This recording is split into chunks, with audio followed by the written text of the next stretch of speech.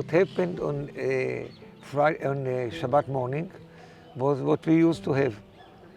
A heavy attack, more heavier than we know before, but we know what to do. All the families, everyone, single families, rushed to the shelter room, everyone in his apartment. When that ended by a boom, we left the shelter room and we returned back to the salon, to the living room. That was the technique by the terrorists in order to penetrate under the cover of the attack. So families returned back to the salon and been at their home surprised and immediately attacked by the terrorists. They slaughtered family by family, family by family. No army was there for 4 hours.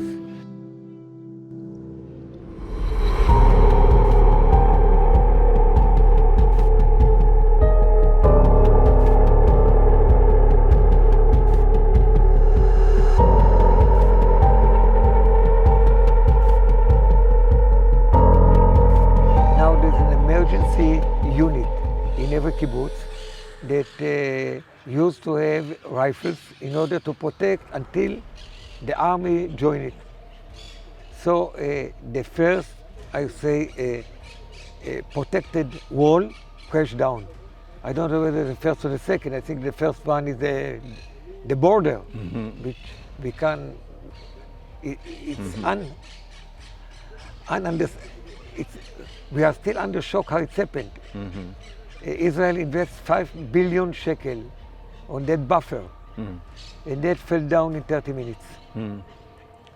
But that's not our story. When they arrived, they met our security staff. They broke through the front gate?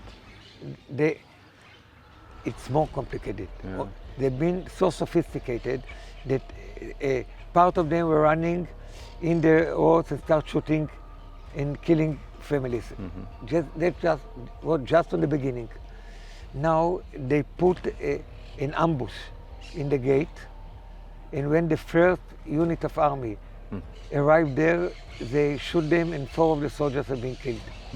So also penetrating by the army to the yard of the kibbutz become under fire, risky, and they've been surprised because the army knows that it's going to open the gate and he penetrated there. He could not imagine that one unit of the terrorists putting an ambush on the gate. So the gate was then open and they could come in and they come in after under fire and 4 of the soldiers have been killed.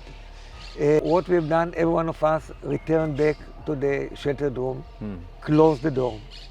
We'll talk later on. Do they lock from the inside or not? I think some Immediately you will see how unprepared and unknown have been all of us, how naive have been all of us. Then start running a voice of emergency on the WhatsApp group of the kibbutz. Calling for people, terrorists are in our house, shooting, breaking, talking Arabic. We are in the sheltered room, we are afraid they are going to break into, and they try to break into. Now the system with the sheltered room was just the opposite.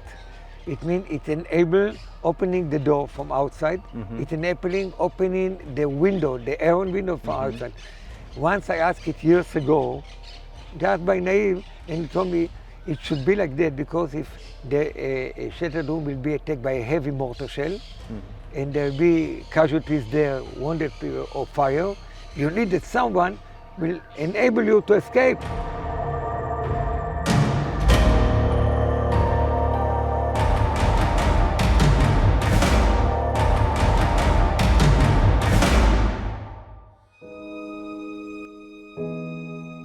There are some examples of members of kibbutz that hold for hours, hours, brave people, in order to avoid from them penetrating into the center. Trying to hold the door handle, yes. Keep it shut. Some places succeed to do it. Some places they fail, and some places they fail, but the people have been bonded because they shoot with a Kalashnikov to the lock of the door, and people hold it there and got the bottles. Everyone was calling for help, and no one could help רוצים להיות כל הזמן עם התושבים שבדרום, תושבת בארי, איילת, על קו הטלפון? איילת, נכון? כן, כן. מה קורה איתך? מנסים לפרוץ לי הביתה עכשיו, מחבלים. ואין פה אף אחד, ואין פה צבא, ואין אף אחד שעוזר לנו, ואנחנו לא יודעים מה לעשות. אין פה כלום, אני עם 2 ילדים קטנים בממ"ד ועם בעלי. ואף אחד לא כאן כדי לעזור לנו, למה אף אחד לא בא?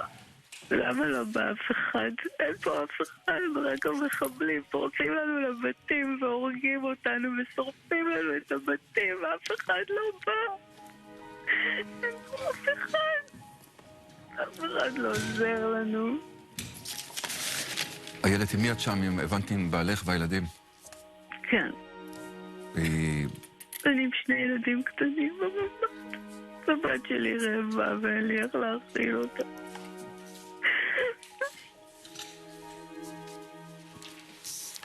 אני צריכה להיות בשקט כדי שהמחבלים לא ידעו שאנחנו כאן, בבית. כמה זמן כבר אתם שם בפנים? אנחנו כבר 3 שעות פה ועכשיו מנסים לפרוץ לי הביתה. את שומעת את הקולות? כן. הם דופקים על הדלת שלי. אוקיי. דופקים בחוץ. אנחנו נהיה איתך בקשר. נחזק את ידייך. תודה. תודה. ביי. My son, Omer, which is placed in unknown until now, 48-year-old, not married, was lived in his apartment in the first area, in the first block, where the terrorists penetrate and kill everyone. He heard noise. He go to the window and move the curtain, and he told me, Abba, I see 3 black people running and shooting, and I'm wounded. And he sent a picture that the blood on his hand. I said, Father, don't worry. It's all destroyed around. The blood is nothing, and I'm escaping to the safety room. My son is missing. He's not, if he would be kidnapped by the Hamas, the army still have the list of names, he's not there. Omer Hermesh, 48. 40. My daughter brought a baby and returned from hospital after Kaiserschnitt in Thursday. She just gave birth. Yes. A C-section. We planned Brit Milah on Sunday afternoon. Oh, my. She stayed in a sheltered room with a baby 5 days old, with a granddaughter 3.5 years old, with a dog and with a husband. These are your grandchildren. I have grandchildren.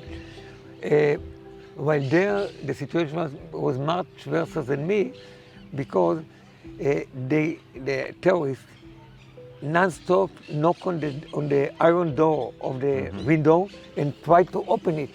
They did not succeed. If they would succeed to open it, they kill them in a second. Yeah. And for 20 hours, 20 hours, you're stuck in your safe room. They sit quietly. No one of them weep. No one of them cry. No one has said a word, including the dog. Your family. They are all with no food, with no water, with anything. 20 hours, they did not went out. We did not analyze that they could open the door. We sit quiet and say, okay, now in a safe room. So they never really found you. Now, what was the miracle, they simply did not penetrate to our apartment. That's all. If they would have entered there, we would not sit here now and talk.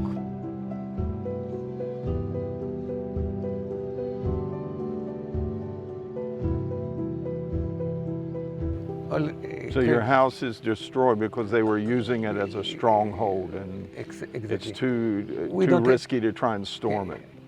All got lost. 60 years of collecting and building an apartment, albums, memories, pictures. I'm not talking about valuable properties. I don't care about it. But the whole story of the family now, all the memories, is now under the ruins.